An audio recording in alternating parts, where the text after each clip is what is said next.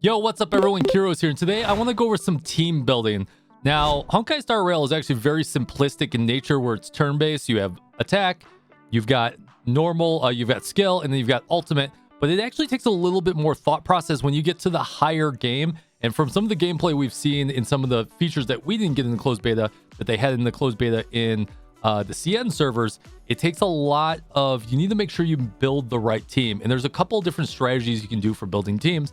So I do want to go over that real quick. I do want to just talk to you about building your general team. It won't matter in the middle game or the beginning game, but it will matter for the end game. So if you guys can, hit that like and subscribe. Let's get started. Now, quickly before we get into the video, I just want to talk about damage quickly. Now, a lot of these team buildings are going to be around 1 DPS, and you have to determine if you're going to have 1 target or 3 targets for AoE. So you're going to end up building a couple different teams depending on the content that you're trying to do. Let's go ahead and go. All right, let's just talk about the general flow of combat real quick.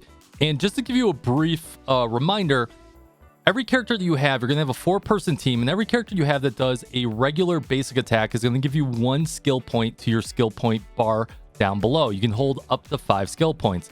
Now, every single time you use a skill on the character, it removes a skill point. So you can't just skill over and over again without having some people auto attack and some people skill. So that's why you have to build around an optimal team on who's going to get the skill and how you're going to generate enough points in order to optimize that. Now, we won't really talk about ultimates here too. You can weave those in wherever you need to, and there's obviously optimal ways to do it. Like 𝙀𝙓𝙋𝘼𝙉𝙿, you want to do skill, ultimate skill in order to get that maximum amount of DPS. But we'll talk about that in more of an advanced gameplay. We're going to talk about just mainly team building. So getting into the team building here, we're going to set some baselines. And the first baseline we're going to set is we're going to do simulations of 10 cycles, which is very common in the end game.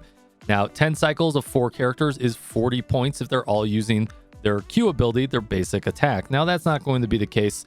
Some your attackers are going to be skilling a lot, and then some of your healers are going to be mainly basic attacking and stuff like that. But those are the baselines we're going to do before we get into the team building. Now, currently, there's only really 2 different styles of team building. You have a main DPS, sub DPS, support. Those supports can be shielders, healers, or buffers. And then you have a main DPS, support. Now, the main DPS and the sub DPS can either be single target or it could be AoE. So you're going to build multiple teams based off that formula. But a lot of the end game actually is 1 DPS, 3 support. So let's go over there and start building some teams. All right, now let's dig into the meat of the details. Now, if you guys have not been to this website, pridewin.gg, absolutely amazing website, great guides, great character descriptions, character builder, team builder, absolutely amazing. I cannot suggest it enough. But let's talk about our team comp, and without getting into too much detail of all the characters, because that would take us an hour to really explain them all, we can kind of generalize some of this and talk about what we just talked about. So let's start with the first comp, where you do main damage dealer, sub damage dealer, healer, support. Now, who's a main damage dealer? It's someone like 𝙀𝙀𝙋𝙉𝙉, or someone like 𝙀𝙓𝙋𝘼𝙉𝙿, or someone like Yangqing, someone like Jinyun. Hopefully I'm pronouncing that right. I don't know if I am. Or someone like Clara. Now, you do have some damage numbers on your screen of whether they're AoE or not AoE. So you can take that with a grain of salt. But let's just go ahead and build a team and let me explain what you're talking about. Now, we'll take 𝙀𝙓𝙋𝘼𝙉𝙿 as your primary. She's very skill hungry, extremely skill hungry, to the point that she's going to want to skill every single turn. Let's go ahead and up this to 10 cycles. So we get 10 there. And we're going to put her at 0 basic attacks and 10 skills. So as of right now, we have consumed 10 points instead of making 10 points because we're not doing any basic skills. Now, I'm going to actually throw Tingyun in here as your primary support. And the reason I'm putting her second is because Tingyun's amazing. If you pull her, just use her. Put her in every team. She's absolutely cracked. Absolutely cracked.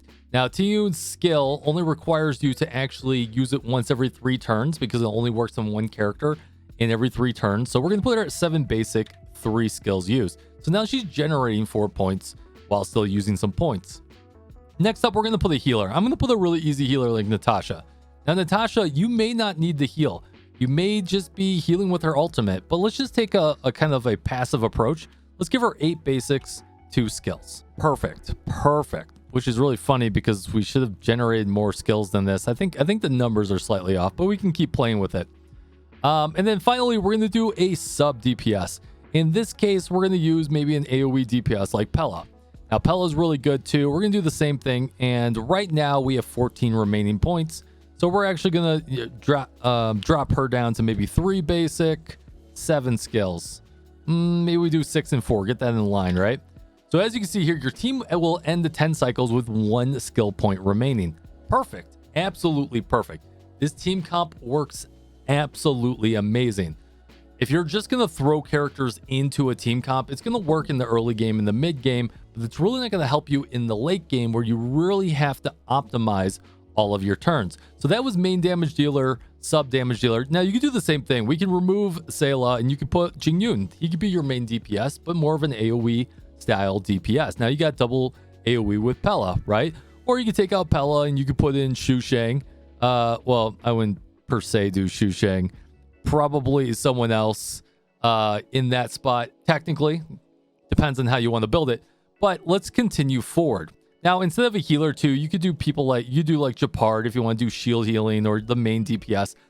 There's many different ways to slice this. Now, let's just quickly make an AoE comp. An AoE comp, one of the best, 𝙀𝙀𝙃. Absolutely amazing. We're going to go ahead and put, let me think here. We'll put 𝙀𝙀 as a sub DPS. So now it's 2 5 stars. Let's assume you have it. We'll put Natasha back on the board. And then we'll put 𝙀𝙀𝙃 back on the board. And the way that we're probably going to do this is 5 5 5 7 3 7 3. Apparently it says I'm going to have 5 skill points remaining. So let's not do that. Let's do 0 10. Perfect.